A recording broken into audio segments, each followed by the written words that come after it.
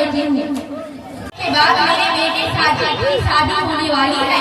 लड़की वालों ने दहेज में पलंग, अलमारी, फ्रिज, कूलर, वॉशिंग मशीन, सिलाई मशीन, एक कार और 10 लाख रुपया का मुतालबा किया है।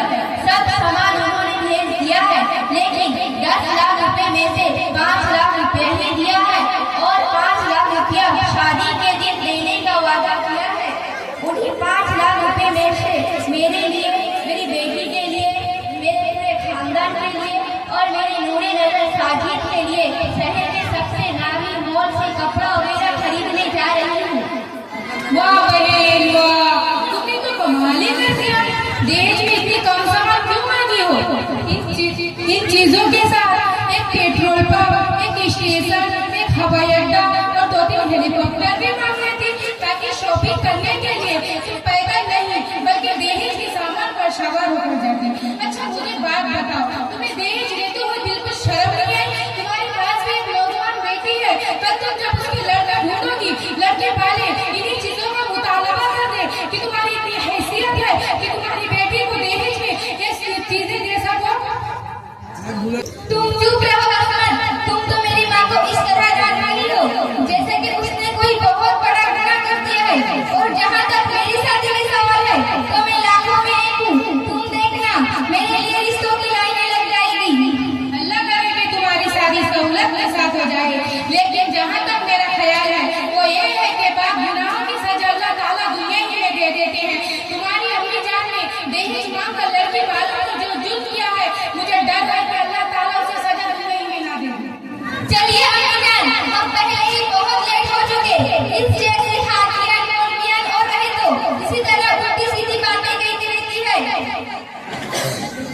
अस्सलाम वालेकुम वरहमतुल्लाहि वबरकातुहू। वालेकुम अस्सलाम वरहमतुल्लाहि वबरकातुहू। सुनो बहन, एक हफ्ते के बाद मेरी इस बेटी की शादी होने वाली है। लड़के वालों ने जितने सामान मांगा था वो सब दे चुकी हूँ। उन्होंने 10 लाख केस में मुतालबा किया है, इसमें से 5 लाख रुपया मैंने अदा कर दी है। अब मेरे पास केस नहीं है, इसलिए बाकी के 5 लाख का इंतजाम भीख मांग कर रही हूँ। अल्लाह के नाम पर इस दुखिया बुढ़ी माँ की झोली में कुछ रुपया डाल दो। अल्लाह अकबर। अरे कैसा जमाना आ गया कि दहेज के सामान की तैयारी माँ और बेटी भीख मांग कर रही है। आप अपनी तकलीफ का पता दीजिए, मैं अभी जाकर उस लालची औरत की दिमाग दुरुस्त करती हूँ। वो इसी मोहल्ला में रहती है, मगर आप उससे थोड़ा नरम और धीमी आवाज में बात कीजिएगा। कहीं ऐसा ना हो आपकी बात सुनने के बाद वो गुस्से में आ जाए और मेरी शादी तोड़ दे। उसके बाद मेरी इस बूढ़ी माँ को दत्तक के ठोकर खानी ना पड़े। तुम उसकी फिक्र ना करो बेटी, अगर उसने दहेज का सारा सामान वापस नहीं दिया तो मैं अपने बेटे साकिब से तुम्हारी शादी करा दूंगी। अच्छा तुमने वो भूखा डाला तो इसकी वजह से आज एक बूढ़ी माँ अपनी एक नौजवान बेटी को लेकर दर के ठोकरें खा रही है और भीख मांगने पर मजबूर हो चुकी है। खामोश हो जाओ मौलविया, अभी ये मुफ्तिया ने फतवा दी है, अब तुम मेरा दिमाग मत खाओ। पता नहीं सुबह उठकर आज मैंने किसका मुंह देख लिया था जो तुम जैसी हाजियाइन और मौलवियाइन औरतों से मुलाकात हो रही है। अरे तुम्हें क्या मालूम कि मैंने अपने बेटे को कितनी मेहनत और मुशक्कतों से पाला है। उसकी परवरिश और तालीम के लिए मैंने कितनी कुर्बानियां दी है और इसी पर बस नहीं, मैंने अपने बेटे की परवरिश और तालीम हिंदुस्तान के बजाय लंदन में तालीम दी ताकि मेरा बेटा लाखों में एक हो। और उसकी बचपन से मेरा सपना था कि उसकी शादी धूमधाम से कराऊंगी और लड़की वालों से ढेर सारा दहेज लूंगी। शर्म करो, इससे अच्छा तो ये होता कि किसी स्टेशन पर जाकर बैठ जाती और अपने बेटे की तालीम और तरबियत पर जितने रुपया खर्च किए हो वो भीख मांग कर वसूल करती रहती। अरे शैतान भूखा औरत, क्या तुम किसी अकीदत हो?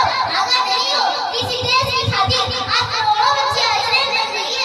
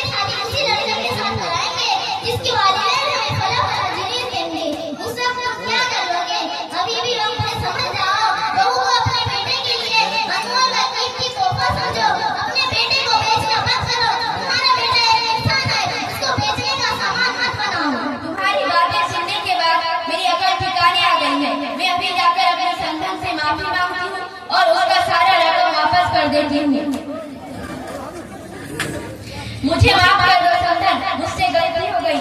मैं अभी जाकर अभी तुम्हारा दहेज का सारा सामान वापस कर दूंगी। ठीक है समधन, मैंने तुमको माफ कर दिया। अल्लाह ताला भी तुम्हें माफ कर दे। लेकिन बैठी हुई उन तमाम औरतों से क्या कहना चाहोगी जो दहेज की ख्वाहिश रखती हो? आइए हम सब मिलकर ये वादा करते हैं कि हम अपने बेटे की शादी शरीयत